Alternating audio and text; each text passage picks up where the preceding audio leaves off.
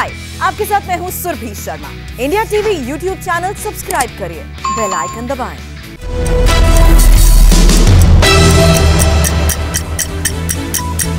नमस्कार, मैं हूं अमित पाले। सुबह 9 बजे की 9 बड़ी खबर में आपका स्वागत है। बुलेटिन में आपको बताएंगे 21 जून से मोदी सरकार के मेगा वैक्सीनेशन प्लान में क्या है स्पेशल। पंजाब में कैप्टन और सिद्धू की कला पर कांग्रेस कमेटी की रिपोर्ट कार्ड आज, और कानपुर में कैसे गलती की वजह से 17 जिंदगियां चली गईं। लेकिन पहले बात करते हैं आगरा में मौत की मॉकड्रिल वाले अस्पताल की।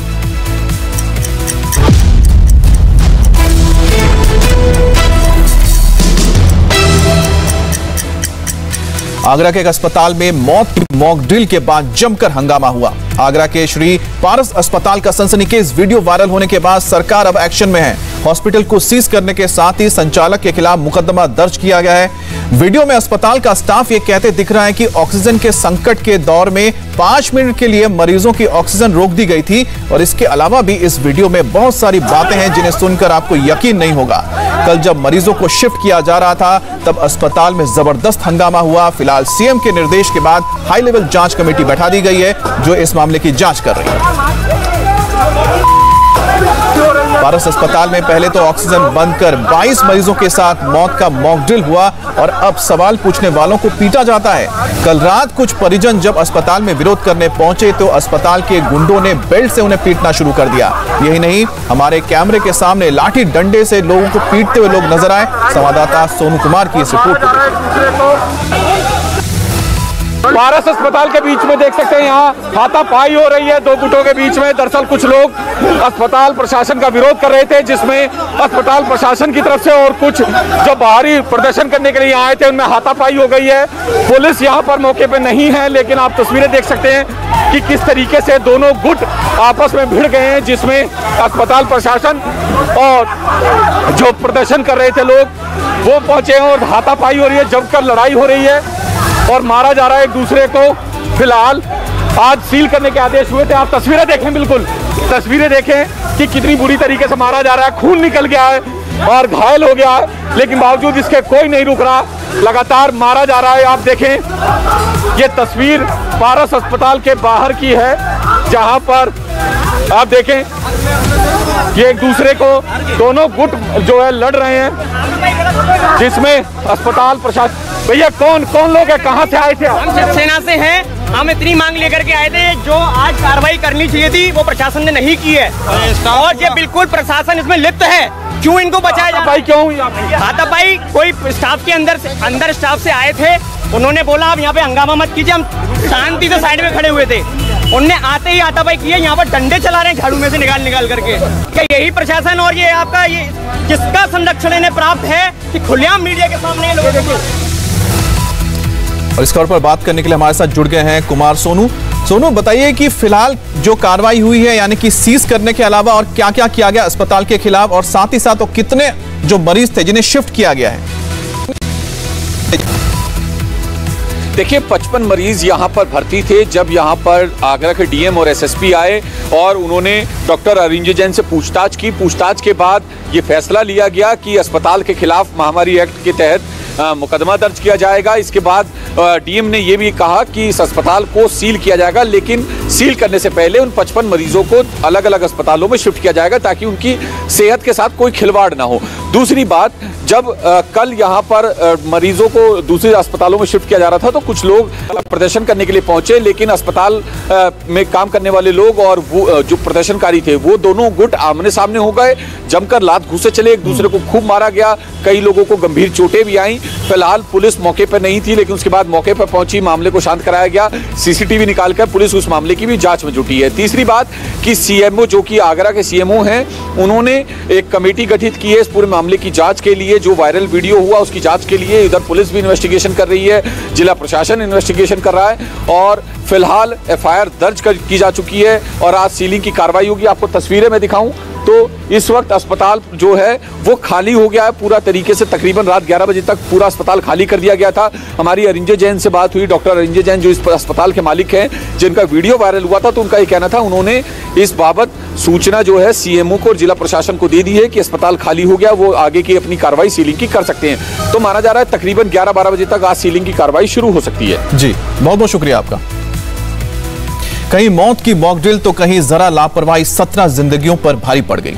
सचिंडी थाने के तहत किसान नगर इलाके में यात्रियों से भरी एक बस की टेंपो के साथ टक्कर हुई और टक्कर इतनी जबरदस्त थी कि टेंपो छिटक कर हाईवे के दूसरी तरफ चला गया और बस दूसरी तरफ गड्ढे में जा गिरा। इस हादसे में 17 लोगों की मौत हो गई, 5 लोग घायल हो गए और मृतकों में एक परिवार के 3 सगे भाई, दूसरे परिवार के 2 सगे भाई भी शामिल थे। जिन परिवारों पर दुख का यह पहाड़ टूटा है, उनका रो रो कर बुरा हाल है। हमारे 3 बेटा कदम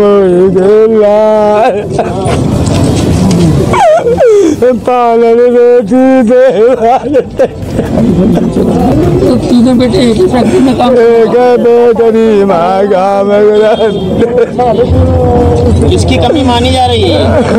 अब हम का बता, ड्यूटी तो पेट के कारण कर बड़ी। बस लखनऊ से दिल्ली आ रही थी, जबकि टेंपो में स्थानीय लोग सवार थे जो फैक्ट्री में रात की ड्यूटी करने जा रहे थे। हादसा इतना दर्दनाक था कि टेंपो बुरी तरह से पिचक गया, उसमें सवार लोग अंदर ही फंस गए और कईयों को तो मौके पर ही जान चली गई। घायलों को नजदीक के लाला लाजपत राय अस्पताल में भर्ती किया गया और कुछ को हैलेट हॉस्पिटल में भर्ती किया गया। जिनकी हालत बेहद गंभीर थी, उन्हें लखनऊ शिफ्ट किया गया है और इस हादसे पर मुख्यमंत्री योगी आदित्यनाथ ने शोक जताया। उन्होंने अधिकारियों को तत्काल मौके पर पहुंचकर पीड़ितों की मदद करने के लिए कहा है। राज्य सरकार ने मृतकों के परिवार वालों के लिए 2-2 लाख रुपए के मुआवजे का ऐलान किया है और साथ ही हादसे की जांच के आदेश भी दिए हैं। प्रधानमंत्री नरेंद्र मोदी और गृह मंत्री अमित शाह ने भी हादसे पर दुख व्यक्त किया है। प्रधानमंत्री ने मरने वालों के परिवारों को प्रधानमंत्री राष्ट्रीय राहत कोष से 2-2 लाख रुपए मदद की घोषणा की है और घायलों को 50,000 रुपए। कानपुर के हादसे पर प्रधानमंत्री मोदी ने ट्वीट किया और लिखा, कानपुर में हुई सड़क दुर्घटना अत्यंत दुखद है। इस हादसे में कई लोगों को अपनी जान गंवानी पड़ी है। मैं उनके परिजनों के प्रति अपनी संवेदना व्यक्त करता हूं और साथ ही घायलों के जल्द से जल्द स्वस्थ होने की कामना करता हूं। इस दर्दनाक हादसे पर सीएम योगी ने भी दुख जताया है। कानपुर के सचिंडी क्षेत्र में हुई एक सड़क दुर्घटना से मन द्रवित है। मेरी संवेदना मृतकों के शोक संपन्न परिजनों के साथ है। प्रभु श्री राम से प्रार्थना है कि दिवंगत आत्माओं को शांति तथा घायलों को शीघ्र स्वास्थ्य लाभ कर प्रदान करें।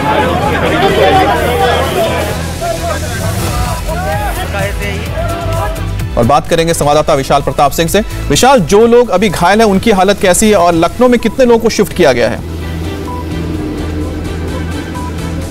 देखिए अमित, जो अब तक की जानकारी है उसके मुताबिक 17 लोगों की इस हादसे में मौत हुई है और उसके बाद बताया जाता है कि लगभग 6 से 7 लोगों को कानपुर के हैलेट अस्पताल में भर्ती कराया गया है, जिसमें 4 लोगों की हालत गंभीर है।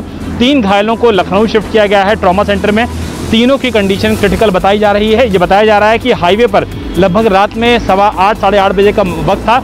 उन्नाव से लेकर के अहमदाबाद तक ये मिनी बस जा रही थी, टूरिस्ट बस है, यात्रियों को लेकर के। और उसी दौरान बताया जाता है कि उसी दिशा में यानी कि अपोजिट डायरेक्शन से एक मिनी टेम्पो सामने से आ जाता है।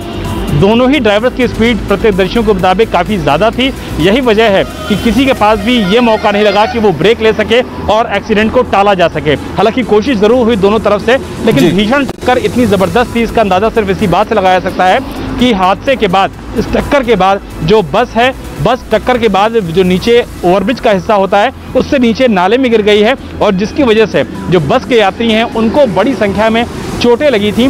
17 लोगों की जो कुल मौतें हुई हैं उसमें 13 लोग बताए जा रहे हैं कि उस टेम्पो में सवार थे, जबकि 4 बस के यात्रियों की भी मौत हुई है।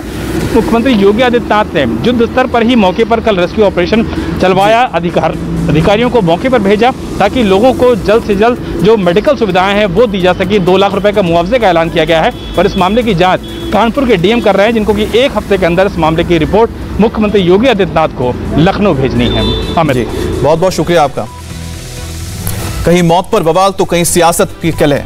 पंजाब कांग्रेस में चल रही गुटबाजी सुलझाने के लिए बनाई गई कांग्रेस कमेटी आज कांग्रेस की अंतरिम अध्यक्ष सोनिया गांधी को अपनी रिपोर्ट सौंपने जा रही है। इस कमेटी में कांग्रेस के वरिष्ठ नेता मल्लिकार्जुन खड़गे, हरीश रावत, जेपी अग्रवाल शामिल हैं। हाल ही में इस समिति ने दिल्ली में पंजाब के विधायकों के साथ मुलाकात की थी। उधर राहुल भी इस विवाद को निपटाने के लिए पर्दे के पीछे से काम कर रहे हैं। इसको लेकर राहुल गांधी ने पंजाब के 1 दर्जन से ज्यादा विधायकों से फोन पर बात की है। खबर यह भी है कि ज्यादातर विधायकों ने सीएम कैप्टन अमरिंदर के समर्थन में बात कही है। चर्चा है कि पार्टी में जारी अंतर्कलह को दूर करने के लिए हाईकमान सोशल इंजीनियरिंग का फॉर्मूला अपनाएगी। सूत्रों के अनुसार नवजोत सिंह सिद्धू को बड़ी जिम्मेदारी दी जा सकती है। वहीं पार्टी के कुछ दलित मंत्रियों के विभागों में फेरबदल करके उन्हें महत्वपूर्ण विभाग दिए जाएंगे ताकि दलित समुदाय में संदेश जाए कि पार्टी उनका पूरा ख्याल रखती है। तो आपको बता दें कि पंजाब में जो अंतर्कलह चल रहा था उसको लेकर कई दिनों तक दिल्ली में नेताओं का आना जाना चलता रहा, जहां पर सिद्धू भी पहुंचे, कई विधायक पहुंचे। इसके अलावा जो सांसद हैं उनसे भी इन तीनों नेताओं ने, मल्लिकार्जुन खड़गे, हरीश रावत, इन्होंने बात की, जिसके बाद अब जो रिपोर्ट तैयार की गई है वो अब सोनिया गांधी को सौंपी जा रही है। बात करेंगे संवाददाता विजय लक्ष्मी से। विजय लक्ष्मी, और क्या बातें सामने आई इस रिपोर्ट में, अगर सूत्रों से जो जानकारी मिली होगी? देखिए, 3 सदस्यीय कमेटी है जो आज अपनी रिपोर्ट कांग्रेस अध्यक्ष सोनिया गांधी को सौंपेगी, और जो जानकारी मिल रही है उसमें सूत्रों से यही आ रही है कि ज्यादातर जो एमएलएज हैं उन्होंने इस बात से अपनी सहमति जाहिर की कि कैप्टन अमरिंदर सिंह के नेतृत्व में ही जो है वो अगला चुनाव अगर पार्टी लड़े तो फायदा होगा। इसके अलावा कमेटी बनाई गई थी क्योंकि 2 गुटों में कांग्रेस पार्टी बटी हुई नजर आ रही थी। एक तरफ कैप्टन अमरिंदर सिंह थे तो दूसरी तरफ नवजोत सिंह सिद्धू थे, जिन्होंने सोशल मीडिया प्लेटफॉर्म्स पर मौजूदा मुख्यमंत्री के खिलाफ मोर्चा खोला, जिसके बाद कांग्रेस पार्टी ने, कांग्रेस आला कमान ने ये तय किया कि सभी एमएलएज को सुना जाए और उसके बाद कमेटी अपनी रिपोर्ट जो है वो आला कमान को पेश करे। कुछ बदलाव जो है वो पंजाब प्रदेश कांग्रेस कमेटी जो है उसमें जरूर हो सकते हैं। आपको बता दें कि प्रदेश कमेटी जो है वो भंग कर दी गई थी कुछ महीनों पहले, और तब से नई कमेटी जो है वो कॉन्स्टिट्यूट नहीं हुई है। तो कमेटी की एक जो सुझाव है सूत्रों के मुताबिक वो ये भी है कि नई कमेटी बनाया जाए। जो पंजाब के प्रदेश अध्यक्ष हैं उन्होंने भी इस्तीफा दिया था 2019 के लोकसभा चुनाव के बाद। उसके बाद ना तो उनका इस्तीफा मंजूर हुआ, ना कोई नई नियुक्ति हुई, तो वहां पर कुछ होने की संभावना है। इस तरह की रिकमेंडेशन इस कमेटी ने दी है। एक बात बताइए, क्या सिद्धू को कोई जिम्मेदारी मिल सकती है या फिर डिप्टी सीएम को लेकर भी कोई बात चल रही है? जी देखिए, अभी नामों को लेकर के तो कोई बहुत ज्यादा क्लैरिटी नहीं है। सुनील जाखड़ अभी जो प्रदेश अध्यक्ष हैं पंजाब में कांग्रेस पार्टी के, काफी सारे नाम हैं। इसके अलावा जैसे मैंने आपको बताया कि दलित समाज को रिप्रेजेंटेशन देने की भी बात कांग्रेस पार्टी कर रही है, तो वो भी एक इशू है जो कमेटी ने अपने सुझाव में दिया है। वो रिप्रेजेंटेशन की अगर पार्टी दे तो आने वाले चुनावों में फायदा होगा। और जो तो फिलहाल थोड़ा और इंतजार करना होगा कि आखिरकार सोनिया गांधी के पास जो रिपोर्ट सौंप दी जाएगी उसके बाद कुछ और फैसला होता है या नहीं इस पूरे मामले पर। कई नेता एक दूसरे के खिलाफ तो कहीं कोरोना के खिलाफ मेगा अभियान। प्रधानमंत्री नरेंद्र मोदी के पूरे देश में फ्री वैक्सीनेशन के ऐलान के साथ ही केंद्र सरकार एक्शन मोड में आ गई है और 21 जून से वैक्सीनेशन का प्रोग्राम शुरू होना है और इसके लिए सरकार टीकों का इंतजाम करने में भी जुट गई है। स्वास्थ्य मंत्रालय ने कुल 74 करोड़ वैक्सीन के लिए ऑर्डर जारी कर दिया है। इस ऑर्डर के साथ वैक्सीन कंपनियों को 30% एडवांस में पेमेंट भी कर दिया गया है और सरकार ने भारत बायोटेक की कोवैक्सीन, सीरम इंस्टीट्यूट की कोविशील्ड और बायोलॉजिकल ई लिमिटेड के टीके खरीदने का फैसला कर चुकी है। अब आपको बताते हैं कि सरकार किस कंपनी से कितनी वैक्सीन खरीदने जा रही है। केंद्रीय स्वास्थ्य मंत्रालय ने सीरम इंस्टीट्यूट ऑफ इंडिया को कोविशील्ड की 25 करोड़ डोज और भारत बायोटेक को कोवैक्सीन की 19 करोड़ डोज का ऑर्डर दिया है। कोरोना टीकों की ये 44 करोड़ डोज फौरन मिलनी शुरू हो जाएंगी जो दिसंबर तक मिलती रहेंगी।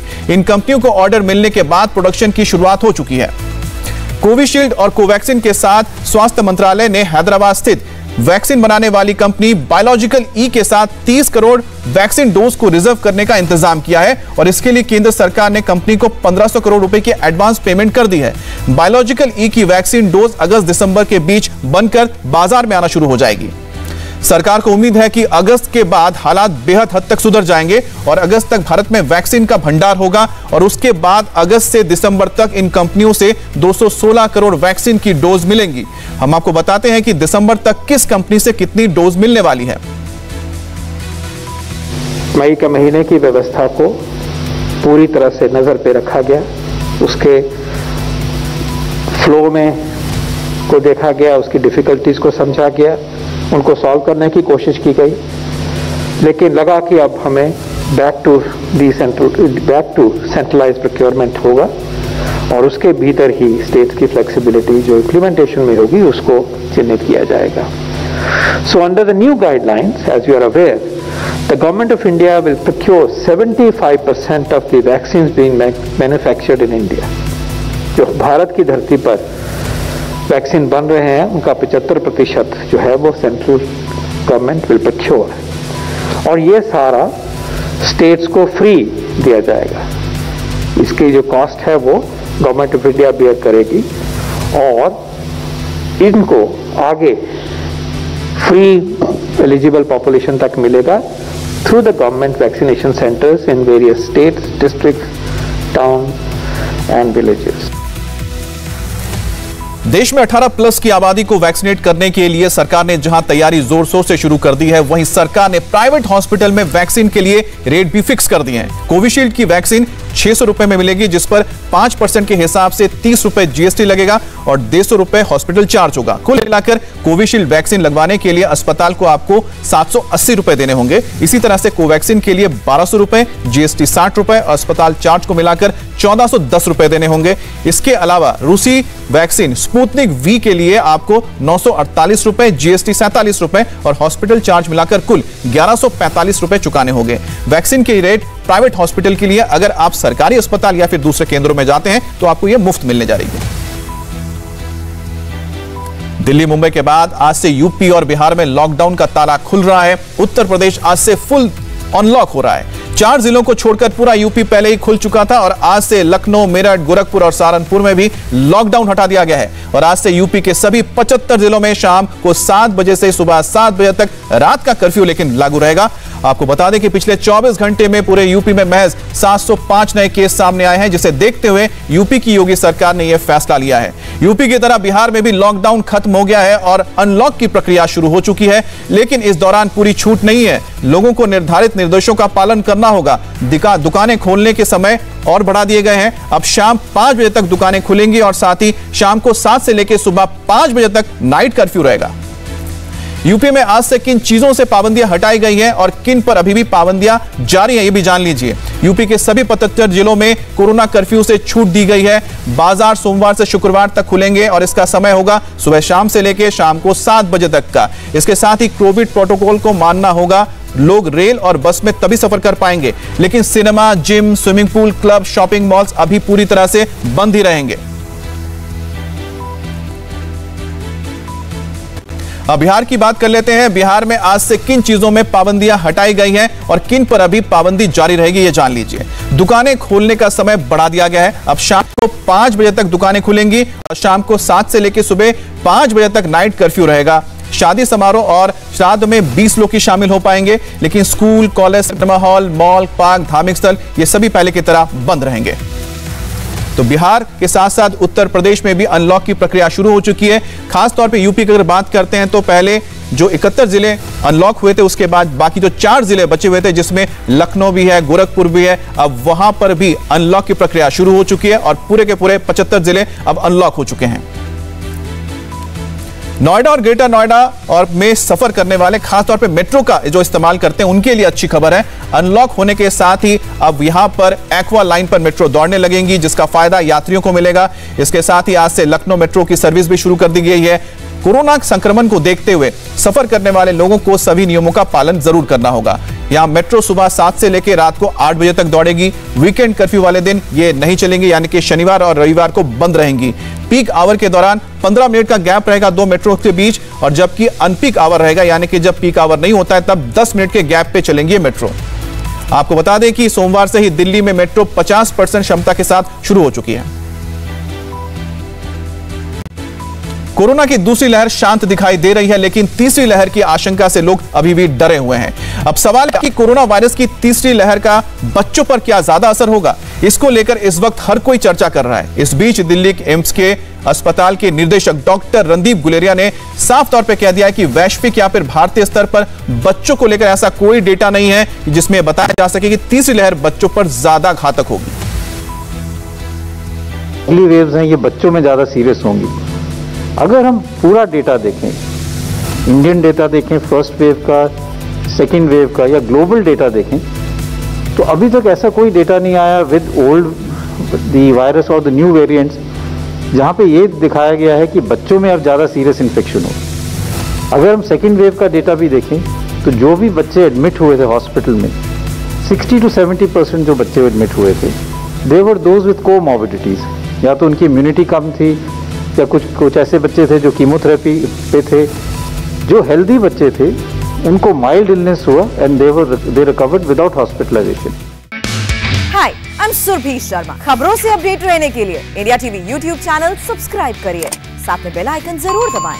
जुड़े रहें इंडिया टीवी के साथ।